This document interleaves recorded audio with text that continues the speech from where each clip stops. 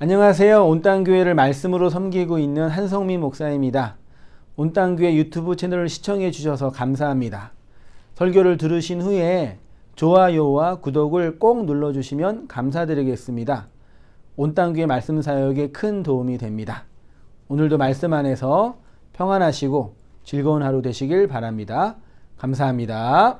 구독과 좋아요를 꾹꾹 눌러주세요. 감사합니다. 2부 66번째 시간인데요. 하나님 나라의 정탐꾼들, 진리의 틈을 엿보려는 자들이라는 제목으로 함께 말씀을 상고해 보도록 하겠습니다. 제가 지난주에 감기에 걸려서 일주일 동안 아주 컨디션이 안 좋고 좀 상태에 있다가 오늘도 좀 목도 안 좋고 코도 이렇게 계속 차 있어가지고 상태가 안 좋으니까요.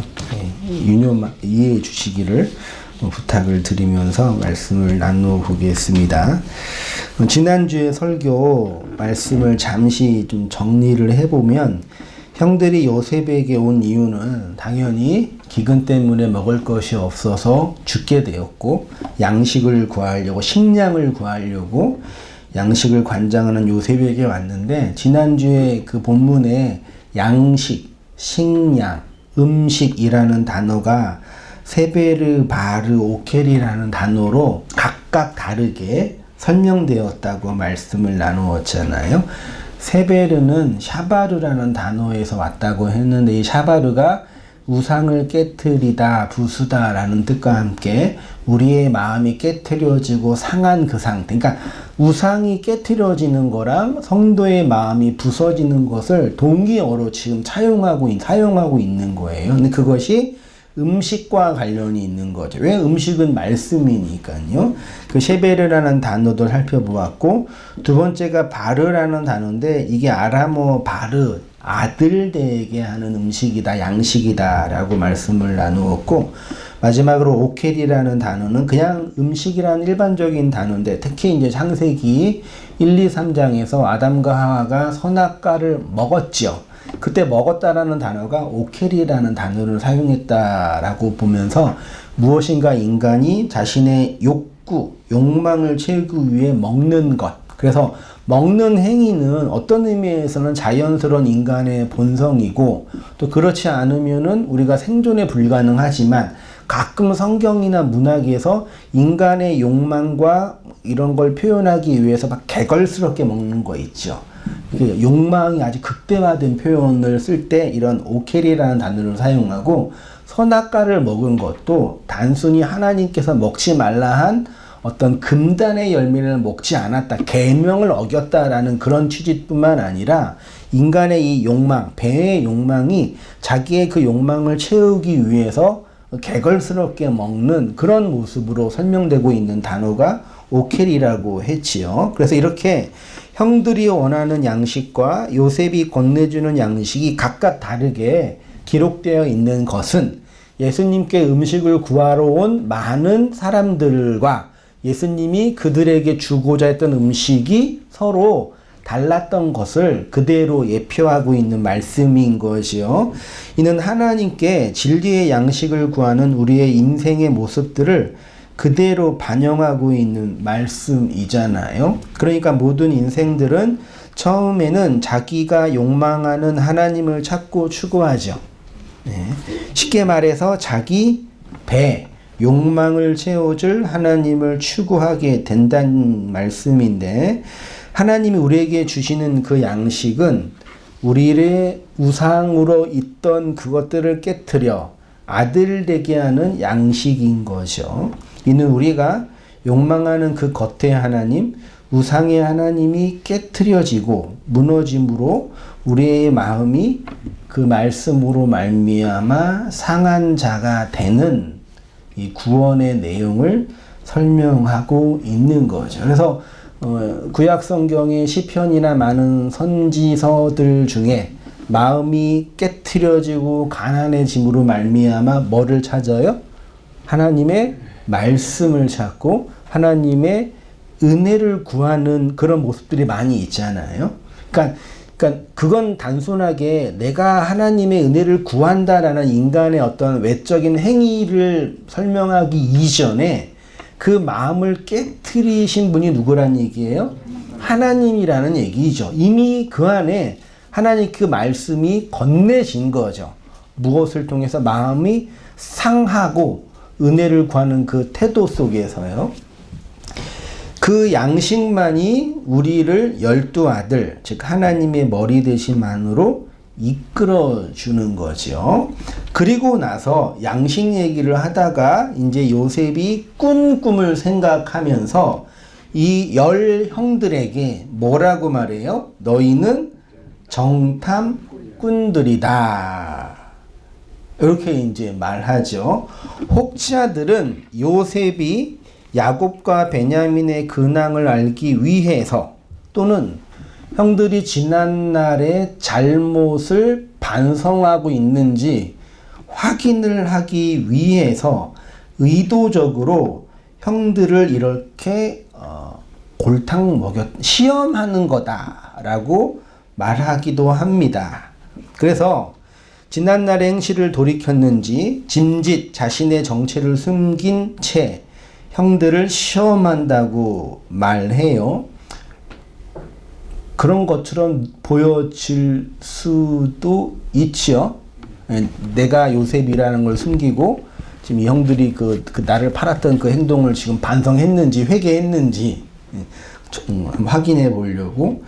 근데 이 얘기는요, 형들을 정탐꾼이라고 한 것은 단순히 시험하기 위함이 아니라 그 자체가 복음적인 설명을 하고 있는 내용이라는 얘기예요. 9절 보시면 요셉이 그들에게 대하여 꾼 꿈을 생각하고 그들에게 이르되 너희는 정탐꾼들이다. 그러면서 이 나라를 뭐 한대요? 이 나라의 틈을 엿보려고 왔다. 일단 단어적으로 보면은요, 정탐꾼이 중상하다, 염탐하다라는 동사에서 왔대. 그야말로 그냥 이렇게 염탐하는 거, 스파이 같은 그런 개념이고요.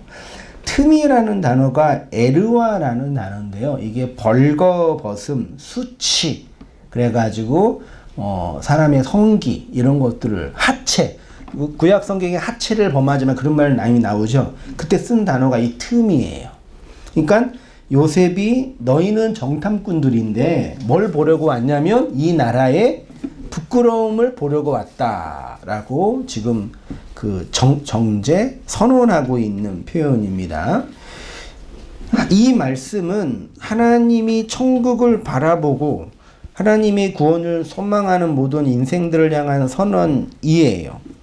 우리도 마찬가지라는 얘기죠. 왜냐하면 하나님의 나라를 우리도 정탐할 때가 있었기 때문이고 혹은 있기 때문이에요. 지금도 정탐하고 계실지도 아니죠. 그러니까 하나님의 나라 입장에서 그 나라 밖에 있는 사람들을 볼 때는 어떤 존재라고요? 정탐꾼이다라고 보는 거에 말하자면요. 양식을 구하는 것은 배를 채우기 위함이고 배를 채운다라는 것은 인간의 욕망을 채운다라는 표현이며 인간의 존재는 자신이 살기 위해서 반드시 밖에 있는 에너지를 뭐 해야 돼요?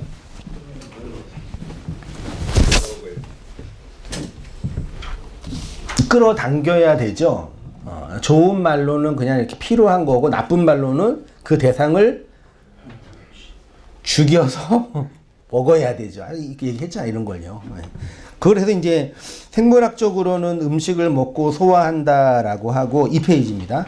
존재론적으로는 인간의 욕구를 채운다 혹은 욕망을 채운다라고 표현하기도 합니다.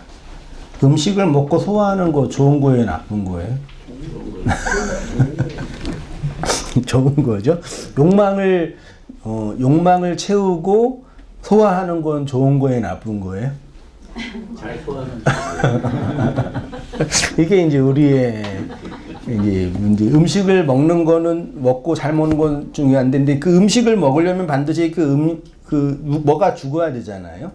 그러니까 그 생물학적으로는 존재론적으로도 나라는 존재가 건강하게 살기 위해서는 존재론적으로 인간 안에 있는 그 욕망이 채워져야 돼요. 그래서 이걸 이제 인문학자나 좋게 보는 그 사람들은 뭐 메슬로의 욕구 이론을 해가지고 인간의 가장 기본적인 욕구는 안전 욕구고 그 전에 뭐 생리학적 욕구죠.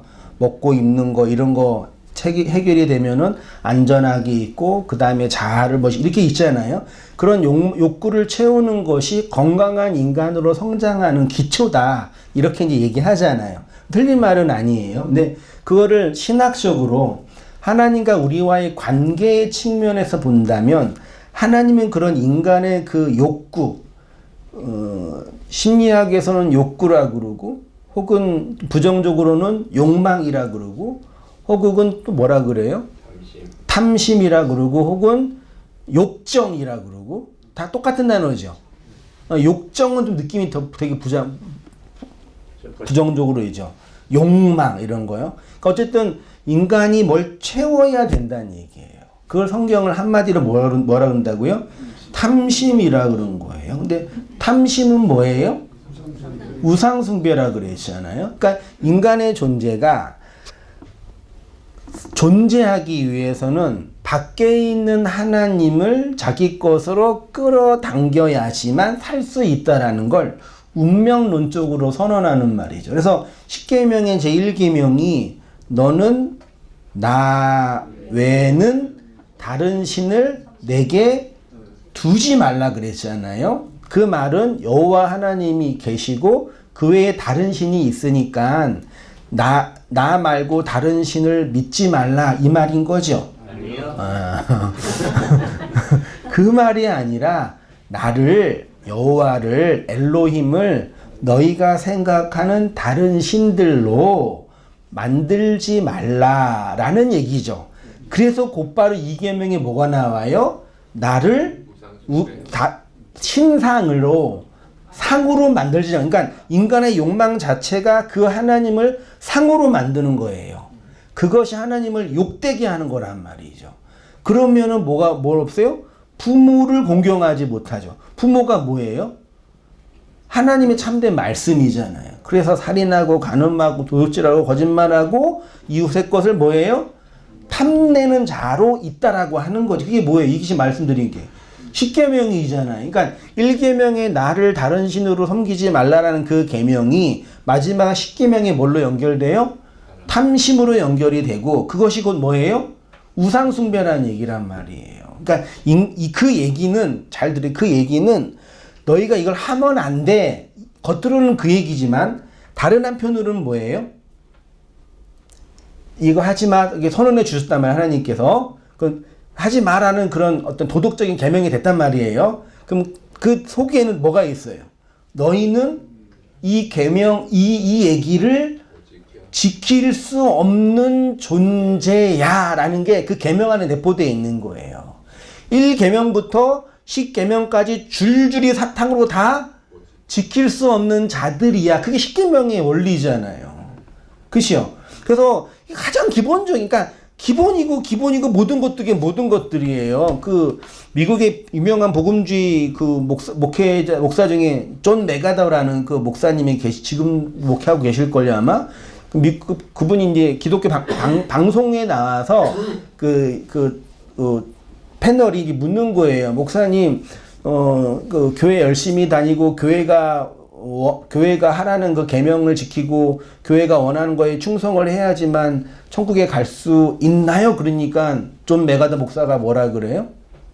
그런 걸로는 천국에 가지 못해요. 어떻게 천국에 가요? 그렇게 하니까 핵심은 그거예요. 내가 예수님을 믿는 것조차도 그 믿음이 나를 천국으로 인도하지 못하고 우리에게 뭐가 필요하다 그러냐면은 하나님의 은혜, 용서받은 자의 모습이 필요하다고 얘기하는 거란 말이에요. 그러니까 이런 말씀이 결국은 모든 복음의 본질인 하나님의 은혜만이 필요하다라는 걸 선언하고 있는 내용이라는 얘기죠. 아무튼 이렇게 하나님을 내가 욕망하는 대상으로 추구하는 것을 뭐라 그런다고요? 그걸 우상숭배라 그러고, 그걸 또 혹은 다른 말로는 탐심이라고 하는 거예요. 탐심과 같으면서 다른 게 뭐예요? 인간이 탐심이 또 단어도 되게 부정적이에요. 인간이 마음속에 있는 그 욕망과 같으면서 다른 좋은 거. 인간 안에 있는 그 탐심, 그 욕망, 이게 좋은 거예요, 나쁜 거예요? 아니, 어떻게. 인간 안에 있는 그 탐심과 대칭을 이루는 그것이 있어요. 그게 뭐라 그래, 성경이에요?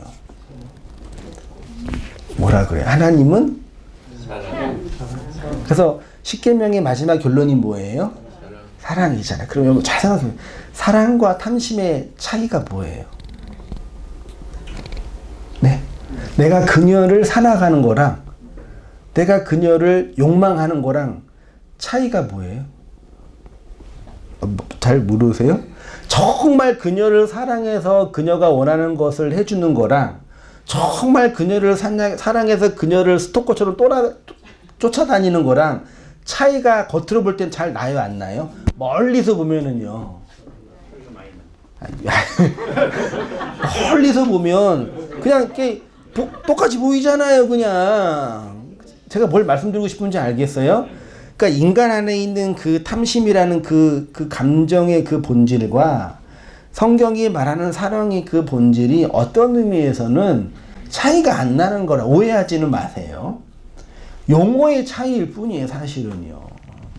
그래서 성경의 마지막 그 십계명의 마지막이 너희는 탐욕을 부리지 말라 얘기해 놓고 예수님이 오셔가지고 이 율법의 완성은 뭐다? 사랑이라 하는 거예요. 같은 건데 한편은 인간 안에 있는 욕망이고 다른 편은 하나님이 우리에게 건네주신 내용이란 얘기예요. 그러니까 잘 생각해 보세요. 어떤 하나님을 향한 어떤 대상에 열심을 내는 거랑 인간의 욕망이 열심을 내는 거랑 그 사랑에 의해서 촉발되는 거랑 겉에서 볼 때는 여러분 분별할 수 있을 것처럼 보이세요? 그게 쉬운 게 아니라니까요. 정말 내가 사랑해서 그에게 대하는 거랑 내 욕망과 욕구를 충족하기 위해서 대하는 거랑은 구분이 돼요, 안 돼요? 그 인간 안에는 그런 사랑이 있어요, 없어요? 너무 비참하나요? 인간은 그런 하나님의 소위 말해 아가페 그 사랑이 있을 수가 없어요. 그것을 흔적으로 보여준 것이 그런 인간이 바라고 원하는 차원으로 얘기해 준 거란 말이죠. 그래서 이 하나님을 욕망하는 것이 우상숭배고 이 우상숭배가 탐심인데 이거를 신약에 와서 예수님이 다시 뭘로 우리에게 건네주시는 거예요? 그 너희는 서로 사랑하라. 근데 여전히 사람이 혼란스러워해요. 하나님을 사랑하는 거, 이웃을 사랑하는 거랑 이웃을 내가 욕망하는 거랑 하나님을 욕망하는 것을 구분을 못한단 말이에요. 저도 그랬으니까요. 다시 오셔서 자 어쨌든 이 정탐꾼이라는 단어가 중요하게 등장하고 있는데 이 단어가 아주 극명하게 드러난 부분이 출애굽기에 있지요. 예, 출애굽기 원래 이스라엘 백성은 원래 하나님의 의도는 40년 동안 광야의 그 여정이 있기를 계획하셨나요? 안 했나요? 만약에 이 정탐꾼들이 믿음으로 소위 말해 믿음으로 우리 들어갈 수 있어 그러면 40년 여정 있어요, 없어요? 없는 거잖아요. 그러니까 원래부터 40년 동안 돌릴 생각이 아니라 출애굽하고 홍해를 건너서 광야에 나와서 가나안 땅에 들어가기 직전에 먼저 12명의 정탐꾼을 보내서 그 땅이 어떠니 살펴보라 그랬잖아요. 그때 12명이 모두 다 12명이 아니도 7명 정도라도 그 땅 좋은 땅이에요. 그랬으면은 이스라엘에서 40년 동안 헤매요, 안 헤매요? 안 헤맸을 거 아니에요. 근데 이 정탐꾼들 몇 명이? 10명이 그 땅을 악평하고 몇 명만? 2명, 여호수아, 갈렙, 예수와 그리스도만이, 요셉과 베냐민만이 그 땅을 우리가 들어갈 수 있다라고 했는데, 아니 그러면 하나님 입장에서도 하나님 다수결로 하시는 분이 아니에요. 하나님은 다수결의 원칙을 적용하시는 분이 아닌데 10명이 악평했어도 야 보니까 그래도 여호수아 갈렙이 믿음이 제일 좋은데 10명은 악평해서 좀 마음에 안 들었지만 2명은 좋게 얘기해서 야 들어가, 그렇게 할 수 있잖아요. 제 그냥 혼자 생각이에요. 의도가 있다는 얘기예요. 굳이 열이 그 가나안 땅을 악평하고 둘이 그 가나안 땅에 들어갈 수 있다고 선언한 거예요. 오늘 요셉에게 찾아온 사람이 몇 명이에요? 10명. 원래 몇 명이었어야 돼요? 12인데 한 놈은 아버지 집에 있고 한 놈은 앞에 있잖아요.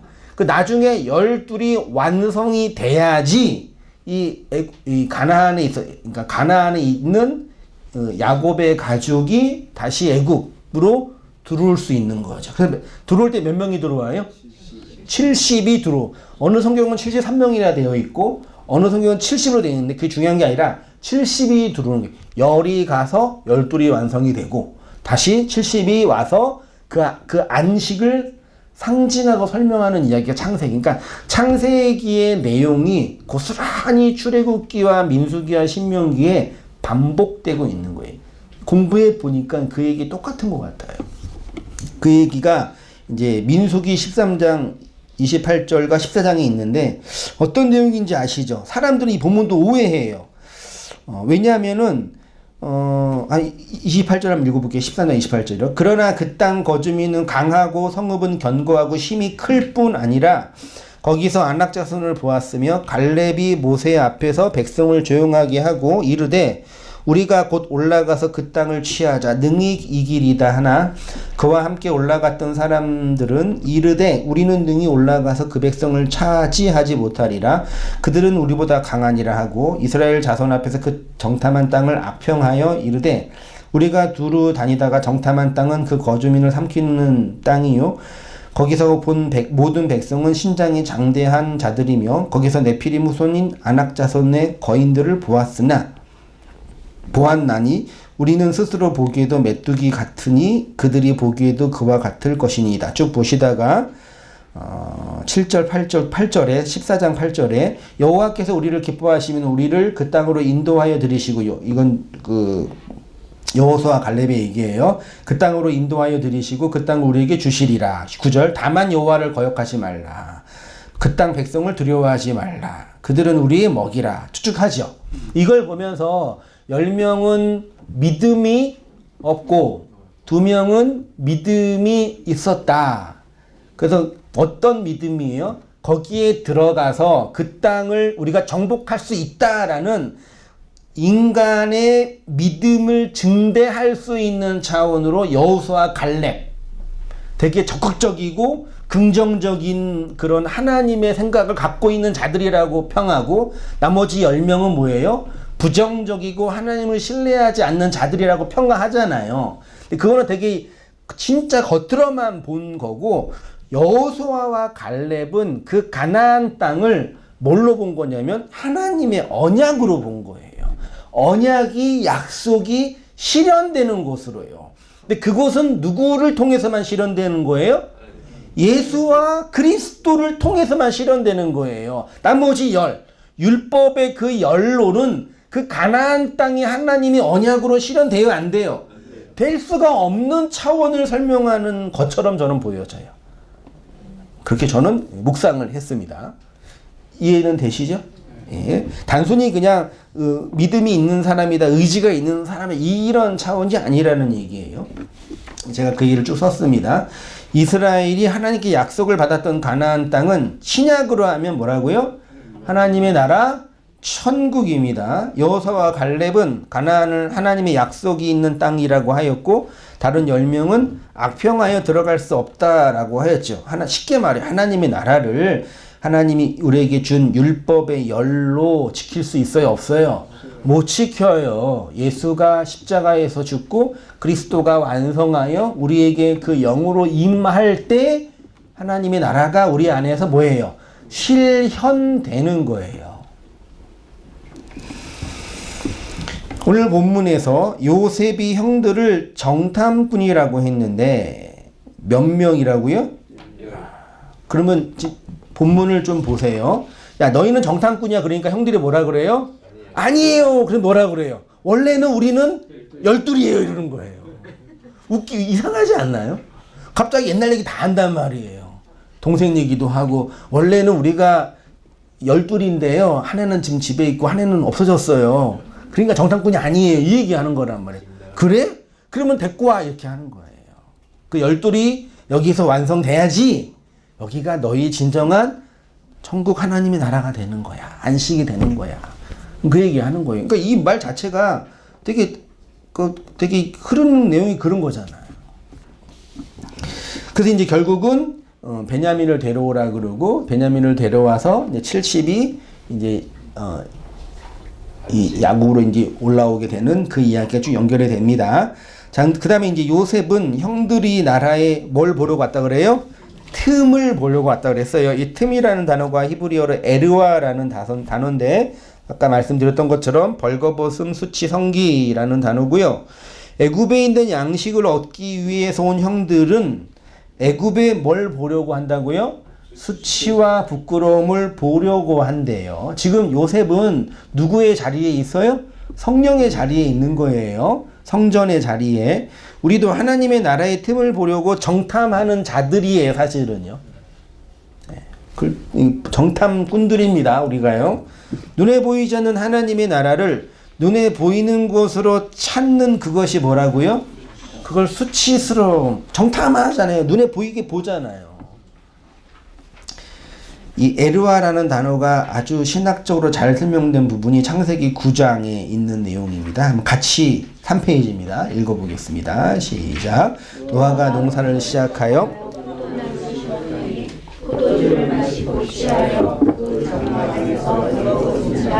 가나안의 아비 함이 그 아비의 하체를 보고 밖으로 나가서 두 형제에게 고하매 셈과 야벳이 옷을 취하여 자기의 어깨에 메고 뒷걸음을 쳐 들어가서 아비의 하체에 덮었으며 그들이 얼마를 눕히고 그 아비의 하체를 보지 아니하였더라. 노아의 하체를 본 함은 저주를 받고 원래 가나안의 아비 함이 그 아비의 하체를 가나안의 아버지 함이 그 아버지 하체를 봐서 원래는 가나안이 저주를 받은 거죠. 예, 그 얘기를 하고 싶은 거였습니다. 그 하체를 보지 않고 옷으로 가린 셈과 야벳은 복을 받았다는 얘기잖아요. 네. 참 내용이 어렵죠. 말씀드렸던 것 같는데 이 이야기가 담고 있는 내용은 이거예요. 지금 이 창세기 9장은 노아의 홍수 이후에 홍수가 끝나고 나서 노아가 포도 농사를 짓고 난 상황인 거예요. 포도나무를 심어서 포도 열매를 취한 거예요. 그러니까 하나님의 나라, 하나님의 왕국에 관한 이야기인 거죠. 홍수 이후에 또 어디서의 장막 안에서 포도주를 취하고 포도주로 만들어 포도나무를 심고 포도 열매를 취하여 포도주로 만들어 그것들을 장막에서 마셔서 취하여 하체를 벗고 자고 있었다는 내용이 있나요? 그렇게 있었다는 이 그림입니다. 그림으로 보이시죠? 이 상황을요. 되게 좀 인간적으로 좀 그렇죠? 상징하는 걸 보자 이 얘기입니다. 노아의 이 행동은 사실은 하나님의 안식을 상징하는 표현입니다. 홍수 언약 이후에 하나님이 땅을 새롭게 하시고 그 땅에서 포도나무를 심고 포도 열매를 얻어서 포도주를 마시고 취하여 장막 안에서 벌거벗었다라는 것은 마치 성전 안에서 하나님의 언약궤 위에 영광스럽게 임재하고 있는 그 모습이라고 할 수 있어요. 이해 좀 되시나요? 원래 포도주는 구약 성경에서 우리에게 설명하는 바로는 어떤 음료예요? 안식의 음료예요. 7날이 완성되는 언약이 실현되는 안식하는 자가 마시는 음료가 뭐라고요? 그게 원래 포도주예요. 구약에서는요. 그러니까 포도주를 마신다는 얘기는 그 속에 뭐가 있다고요? 안식. 원래 포도주가 어디서 나와요? 포도 열매에서 나오고, 포도 열매는 포도나무에서 나오잖아요. 포도나무는 누구예요? 그리스도고, 포도 열매는 교회잖아요. 그 교회에서 나온 것으로 공동체가 안식한다는 것을 포도주로 얘기하는 거잖아요. 그렇죠? 아직 제가 말씀 많이 드렸습니다. 그래서 이 포도주를 마시고 있는 거는 하나님의 그 언약의 안식을 누리고 있는 현실인데, 그것을 겉에 있는 육의 눈으로 보면 어떻게 보인다고요? 요렇게 보인다고요. 이해가 좀 안 되실 수 있으니까, 언약궤 지성소는 겉에서 볼 때는 어떻게 보여요? 영광스럽고 웅장하고 아주 탁월하고 아름답고 압도적으로 보였을까요? 거기 성전 만들기 성막은 제사를 드리는 곳이잖아요. 제사를 드리기 위해서는 동물이 죽어야 되잖아요. 죽이는 것도 그냥 안 죽여요. 다 찢어 죽인단 말이에요. 그럼 거기는 어디예요? 다른 말로 도살장이에요. 피냄새, 피비린내가 항상 있단 말이에요. 하나님이 어디에 임재한다고요? 그곳에요. 그 희생제사를 드리고 하나님의 그 영광이 임재하는 그 지성소 안을 한번 보세요. 그 지성소 안에 언약궤 위 두 천사가 있는 그곳에 하나님이 임재한다 그러셨잖아요. 그 언약궤가 뭘 상징해요? 인간의 죄와 악, 특히 하나님, 자신들을 인도한 하나님을 대적하고 하나님을 우상으로 만든 인간의 죄와 악이 응축되어 있는 곳이 어디라고요? 그게 언약궤예요. 그러면 인간적으로 보든 하나님적으로 보든 하나님과 인간의 관계로 보든 그곳은 수치와 부끄러움이 가득한 곳이란 말이에요. 성소가요. 성전이 이 성전이 하나님의 영광이 드러나고 이런 것만 보지 마시고요. 그 내용을 보라고요. 희생제사를 드리고 가는 헌제자의 마음, 그 동물이 나의 죄 때문에 찢겨져 죽어서 피 튀겨지는 그 현장, 그리고 그 하나님의 임재가 있다고 하는 그곳에서 실제 하나님이 있으니까 그곳에서 하나님 임재를 경험하는데 그 임재는 항상 뭐가 있는 곳이에요? 인간이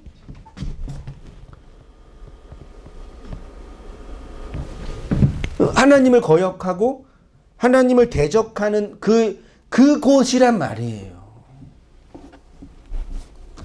부끄러움과 수치가 있는 곳이라고요. 그러니까 창세기 9장에 노아가 포도주를 먹고 엎어져 있는 그 현실은 또 다른 성전의 옛날의 버전인 거죠. 그렇죠? 그곳을 그 내용의 진리를 하나님의 덮으심의 은혜로 본 자들은 이런 자들이고 그것이 뭔지 모른 가나안의 아비 함은 이렇게 된 거란 말이에요. 이해되시나요? 그렇게 해야지 본문이 설명이 되는 거죠. 그 성경 정체랑. 제가 이렇게 표현했습니다. 이건 마치 성전 안에서 하나님이 언약궤 위에 영광스럽게 임재하는 그 모습인데 그 언약의 체결로 말미암아 안식이 완성되는 그 성전 안에는 그 은밀한 것의 본질, 다시 말해 하나님이 덮어주심의 은혜를 깨닫지 못한 자가 함으로 등장하는 것이고 그 은혜와 안식의 본질을 깨닫는 자로 셈과 야벳이 나타나고 있는 거란 말씀인 거죠. 다시 본문으로 오셔서 요셉이 형들에게 너희는 애굽에 있는 나라를 염탐하러 왔고 그 부끄러움을 보기 위해서 왔다고 했습니다. 그리고는 갑자기 누굴 데려오라 그래요? 동생을 데려오라 그러죠. 그래야지만 너희는 정탐꾼이 아니다라고 말할 수 있다라고 하는 거예요. 다시 말하면 너희는 여전히 10명이지만 12이 완성이 돼야지 정탐꾼이 아니라 여기 안에 들어와 이 나라의 거주민, 거주자가 된다. 자, 하나님 입장에서 우리가 하나님 밖에 있을 때는 그 하나님을 뭘로 봐요?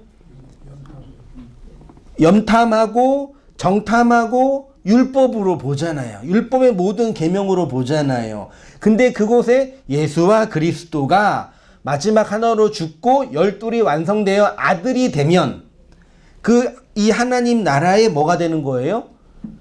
백성이 된다는 얘기란 말이에요. 예수님 말씀하신 그에 똑같은 거라는 거죠. 그러니까.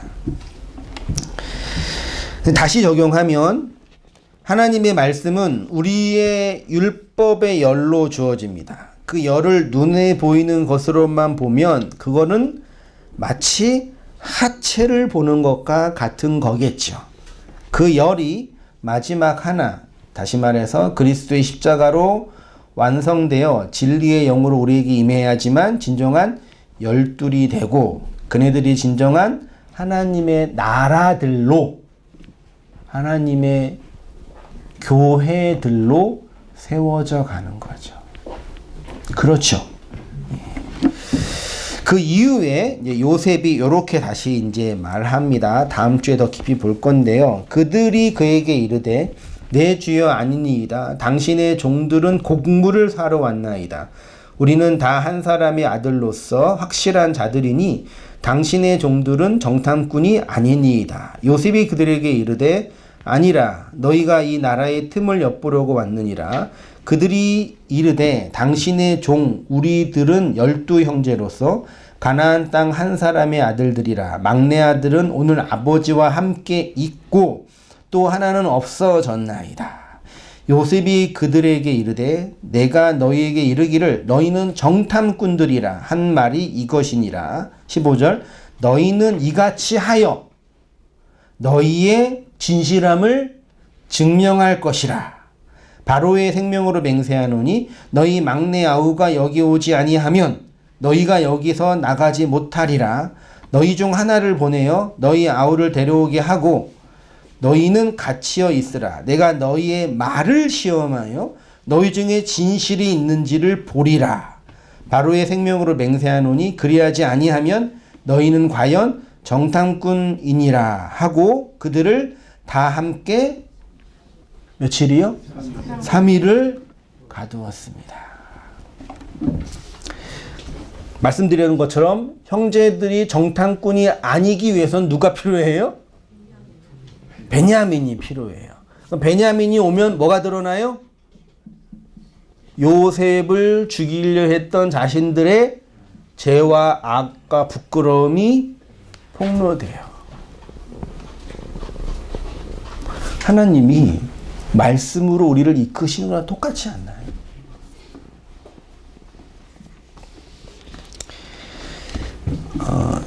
15절에 베냐민을 데려온 것을 어떻게 표현하냐면은 줄친 부분 너희 진실함을 뭐 하래요? 이 진실이 에메트거든요. 진리예요. 진실과 진리는 좀 뉘앙스가 다르잖아요. 그 진리가 증명되어야 할 것이다. 이런 이야기가 고린도후서 3장 15절에 바울은 우리 교회를 향해서 이렇게 정리를 명령을 했잖아요. 너희가 믿음에 있는가 너희 자신을 시험하고 너희 자신을 확증하라. 어디에 있는가요? 믿음 안에예요. 피스토스 애니에요. 예수 그리스도께서 너희 안에 계신 줄을 너희가 알지 못하느냐. 그러니까 믿음 안에 있는 거랑 대꾸되는 본문이 내용이 뭐예요? 너희 안에 예수 그리스도께서 계신 줄을 아냐. 그 내용이 너희가 어디에 있는가? 믿음에 있는 거랑 같은 거예요. 이걸 뭐 하래요, 바울이요? 시험하여서 확증하래요. 아주 중요한 그 말씀인 거니까 우리가 단순하게 사람들이 이 말씀을 가지고 어떻게 해요? 여러분이 믿음이 있는지 스스로를 테스트해 봐야 돼요. 어떻게 테스트 하실 거예요?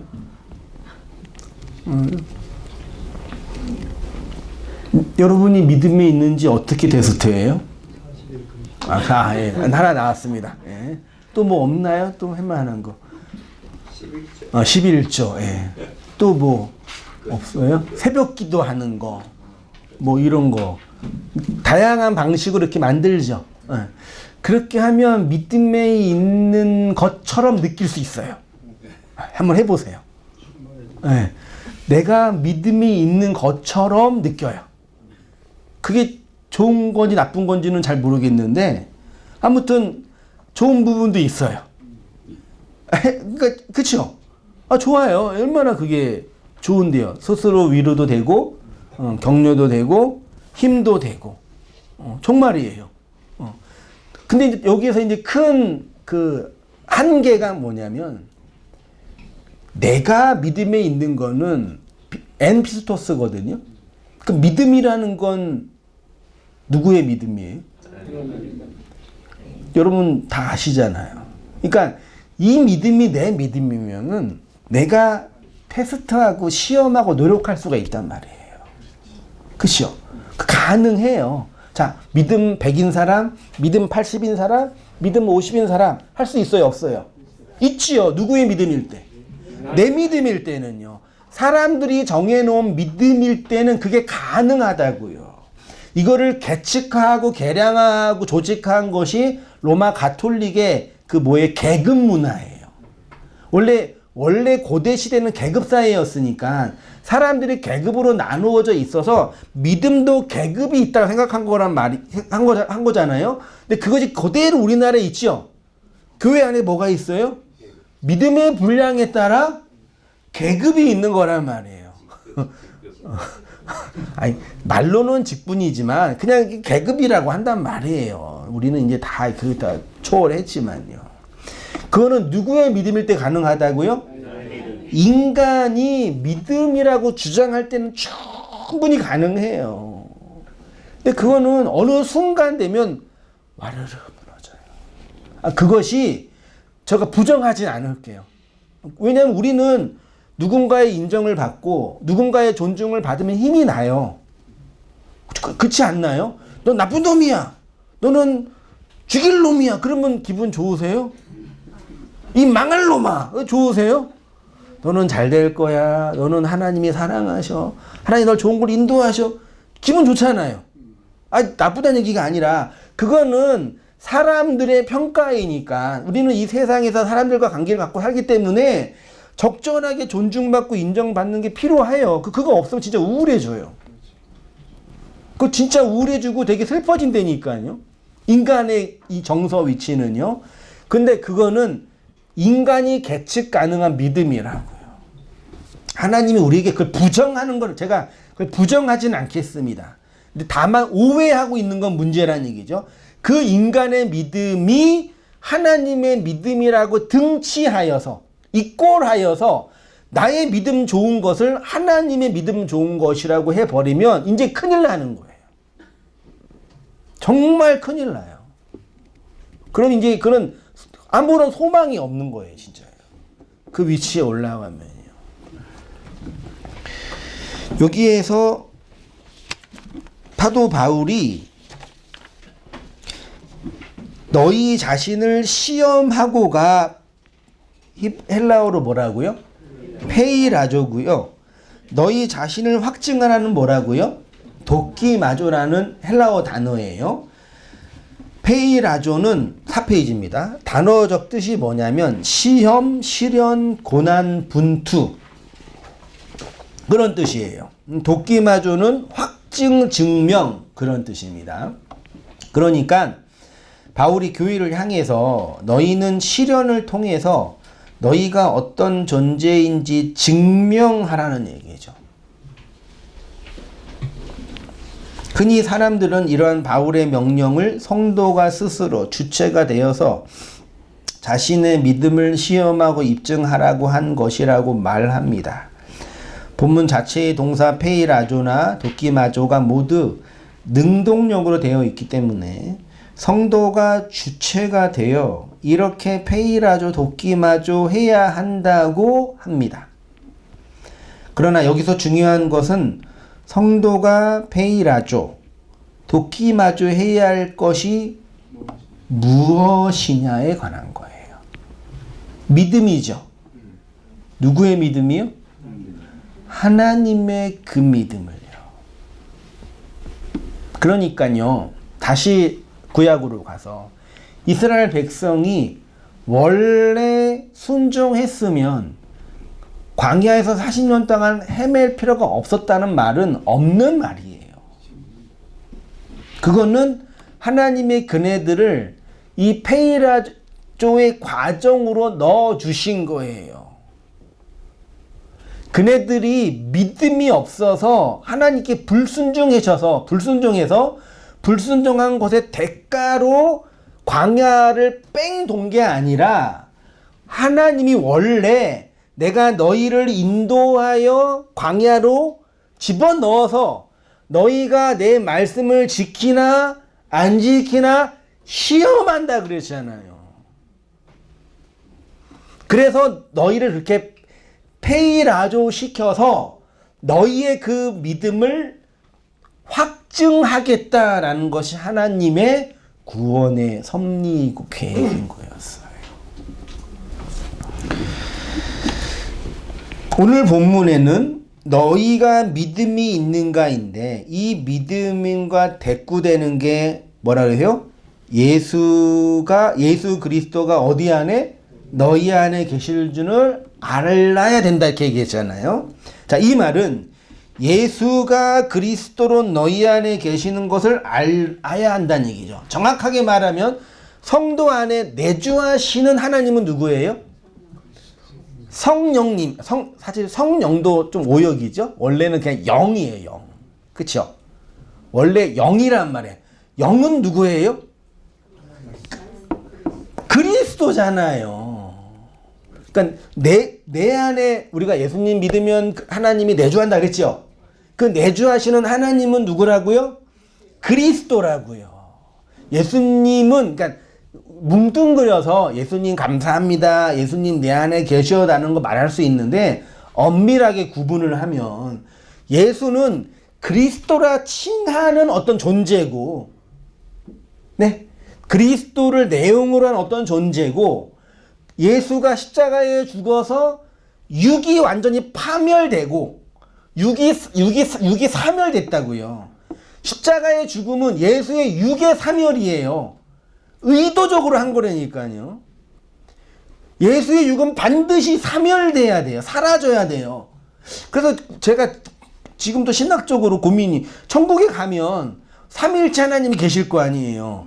우리가 흔히 고백, 성부 하나님, 성자 하나님, 성령 하나님. 그러면 그 성자 하나님은, 예수님은 어떤 모습으로 계실까라는 거죠. 제가 물어봤거든요. 신학교 교수님한테. 대답을 안 하세요. 그냥 계시다 정도지. 교리적으로 볼 때는 육의 예수는 사멸돼야 된다고요. 우리 안에 계시는 하나님은 예수님이 아니라 정확하게는 뭐예요? 그리스도라는 영이에요. 근데 그 영은 사실 뭐예요? 말씀이라는 얘기. 그래서 너희의 말이 진실인지 입증하겠다 그랬잖아요. 요셉이요. 근데 이 말은 그 말이겠지만 너희가 하는 그 말이 뭔지 내가 입증해낼 거야 그 얘기야. 그 말은 하나님이 우리를 이러저러한 페이라조의 과정을 통해서 입증하면 너희의 그 말을 나의 진리로 드러내겠다라는 선언인 거죠. 그래서 그리스도 이렇게 예수가 그리스도로 우리 안에 계심을 알지 못하는 거죠. 자, 그렇게 표현했습니다. 사람들은 이걸 너무 단순하게 이해하여서 예수님을 믿는 것, 역사적 예수를 믿는 것, 나를 위해 죽으셨음을 믿는 것 정도로 이해하죠. 정확히 말하면 예수가 그리스도로 내 안에 계시는 것. 쉽게 말해 예수가 예수로 있으면 돼요, 안 돼요?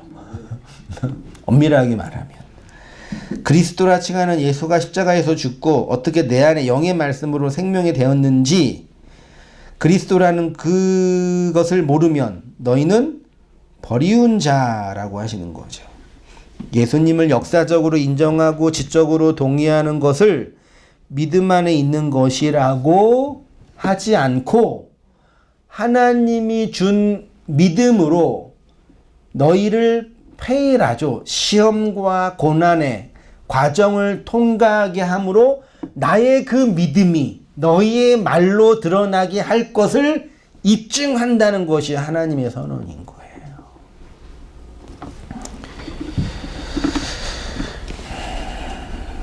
이와 같이 그리스도의 위치에 있는 요셉이 하나님의 나라를 연탐하는 자들을 향해서 너희의 아우를 데려와 너희를 돕기마저 입증하라고 하는 거죠. 그러나 형들이 베냐민을 데려올 수는 있겠지만 결국은 요셉은 데려와요? 못 데려와요? 못 데려오죠. 왜냐하면 자신들의 죄와 악이 폭로되죠. 예수가 왜 사멸돼야 되는지 아시겠어요? 예수가 나의 죄와 악을 폭로하고 드러내는 존재이기 때문에 그분은 반드시 죽어야 돼요. 이거를 가톨릭은 뭐 고사하고 복음주의 운동을 하는 분들조차 개신교라고 하는 개신된 교회라고 하는 이 개신교도 이 복음의 교리를 도통 이해를 못한다니까요. 예수님은 죽어야 돼요. 그걸 아는데 그 죽음이 너의 그 죄와 악, 너의 그 불가능함과 폐역들을 폭로하는 실체라는 걸 네가 알아야지 이 얘기를 하는 거라니까요. 거기에 직면하는 것이 인간의 그 모든 욕망, 인간이 바라고 소망하고 기대하고 그 모든 것이 악으로 규정된단 말이에요. 그 제가 아까 말씀드렸잖아요. 인문학자들은 인간의 욕망을 건강하게 살 때 필요한 욕구라고 표현하지만 성경은 그 욕망 자체를 뭐라 그런다고요? 죄고 하나님을 대적하는 악마적 본성이라고 선언한다고요. 그러니까 우리는 필연적으로 이 인생 광야를 사는 동안 그 우리의 욕망에 따라 살아갈 수밖에 없는 존재라는 게 늘 뭐예요? 드러나고 있단 말이에요. 심지어 하나님을 사랑한다고 하고 누구를 사랑한다고 하고 누구를 이해한다고 하는 그 우리의 인간의적인 태도도 결국은 누구를 향한 어디에서 나오는 반로예요? 나의 이기심을 자극하고 확장하는 것에 대한 반로라는 것까지 폭로당하는 게 성도란 말이에요. 그러니 얼마나 주님의 은혜가 필요하겠어요. 하나님의 은혜, 사유하심의 은혜, 덮어주심의 은혜가 아니고서는 안 된다는 걸 뼈저리게 느끼는 것이 광야 인생의 페이라조의 과정이라니까요. 이해되시죠? 제가 왜 여러분에게 화를 내야 되는지, 화내는 거 아닌 거 아시죠? 잘 얘기해 줘야 돼요, 정말. 그래서 우리에게는 예수가 그리스도로 필요해요.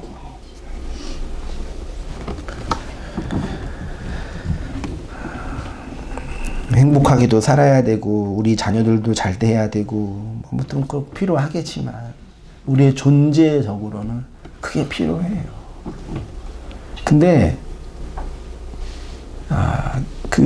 뭐라 그럴까요? 그 기회가 그렇게 쉽게 오지 않아요. 약간 우리 다 어르신들 이렇게 돌아가실 때 침상에서 돌아가실 때 이렇게 무슨 기도라 그래? 천국 환송 기도라 그러나요? 돌아가신 분 이렇게 또 위태하신 분 꼭 잡고 장로님 예수님 믿으시죠? 그 뭐라고 임종기도라 그러죠. 예. 그게 이제 돌아가신 분을 향한 인간의 예우고 인간적인 바램이라는 건 저도 부정하지 않겠어요. 그걸로 안 돼요. 그 많은 인생의 과정의 기회를 그 헛되이는 그러니까 기회를 못 잡으면 안 된다고요. 아니 공부도 때가 있다 그러면서요. 공부도 때가 있다 그랬잖아요. 공부도 때가 있다 그러는데 이 하나님의 부어주시는 사유하시는 은혜를 받는 그 때가 없겠냐고요. 그 교회를 다니고 예배를 드리고 성경을 공부하는 거랑 아무 상관없어요.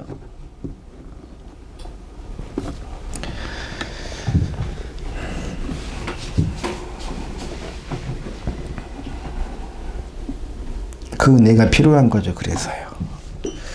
그래서 요셉은 우리 자신의 죄와 악을 폭로하는 그 존재로 나타나고, 그 결국은 이제 나중에 요셉 형들과 요셉이 이제 만나게 되는 그 장면 속에서 소위 말해 화해하고 이 애굽에서 이제 안식을 누리는 그 장면으로 설명이 되는 거죠. 그래서 어떤 의미에서는 성경은 창세기로만으로 충분히 이해될 수 있는 내용이다. 진리는 복음은 창세기에 충분히 설명됐다. 근데 이제 잘 모르니까 출애굽기도 필요하고 레위기도 필요하고 신명기도 필요하고 또 신약도 필요한 거예요. 우리가 도무지 이해를 못하니까.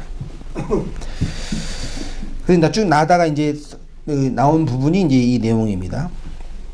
한번 읽어보시고요. 어디부터 볼까요?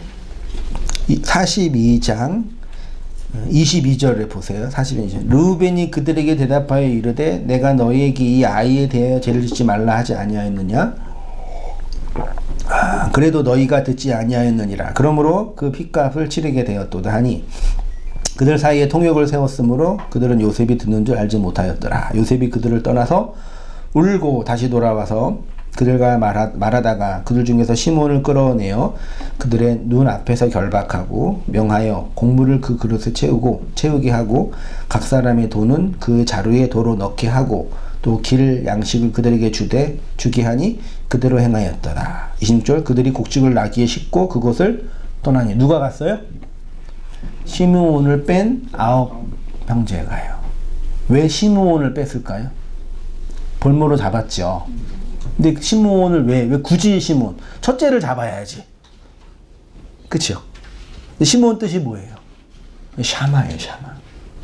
샤마. 들으라? 이스라엘. 거기에서 온 단어가 시므온이에요. 너희에게 이 말을 들려준다. 그 얘기예요. 마지막 읽고 마치겠습니다. 그리고 형들은 감옥에 3일 동안 가두었습니다. 사흘 후에 다시 말하여서 하나님을 경외하는 너희는 이같이 하여서 생명을 보존하라고 합니다. 시므온을 볼모로 잡고 나머지 9 형제에게 양식을 주어서 가나안으로 돌려보내고 베냐민을 데려오게 합니다. 이런 상황 중에 형들이 요셉을 구덩이에 던지고 미디안 상인에게 판 것을 서로 말하게 되었고 그 말을 알아들었던 요셉이 통곡하게 됩니다. 이렇게 예수님의 십자가의 죽음은 우리를 페이라조하게 하여서 도끼마조하게 하는 거죠. 하나님이요. 그러니까 시험 속에 있는 분들은 간절히 뭐 해야 돼요? 기도해야 돼요. 왜요? 이 시험을 누가 주셨으니까? 하나님이 주셨으니까요. 죽으라고 한 시험이 아니니까요. 어떤 의미인지 아시겠죠? 주님이 당신이 그 진리로 입증해 주세요. 그 기도하게 된다고요. 우리가 우리의 의지의 힘과 노력으로 돕기마저 하는 것이 아니라 페이라조의 과정을 통과하게 함으로써 믿음이 내 안에 있음을, 그리스도가 내 안에 있음이 입증이 되는 거죠. 우리의 인생이 이 하나님의 이 입증의 과정으로 기결되는 거예요. 그 속에서 인내하시면서 믿음으로 살아가는 성도님 되시기를 축원드립니다. 네, 기도하겠습니다. 하나님 아버지, 주님이 우리에게 건네주신 은혜의 말씀들, 안식의 말씀들, 언약의 말씀들을 기억하게 하시고 생각하게 하시고 묵상하고 선언하게 하시니 감사합니다. 우리 인생의 모든 과정과 날들이 40의 광야의 인생인 것들을 알고 있고 그 속에서 하나님의 시험하심이 나타나고 있음을 또한 고백합니다. 우리의 어떠함이 증명되고 나의 의로움을 입증하는 것이 아니라 하나님이 우리에게 가르치시고 건네주신 하나님의 믿음이 하나님의 그 영의 진리가 우리를 통해서 입증되어지므로 진정한 주의 영광과 은혜가 우리의 삶으로 나타나게 하여 주시옵소서. 그래야 함으로 말미암아 진정한 양식의 풍요함과 은혜의 진리를 얻으며 살아가는 저희의 모든 삶들이 다 되어지도록 아버지 하나님 인도하여 주시옵소서. 이제는 우리 주 예수 그리스도의 은혜와 하나님 아버지의 크신 사랑과 성령의 교통하심이 사랑하는 모든 성도님들의 삶 속에 지금부터 영원까지 함께 있을지어다. 아멘.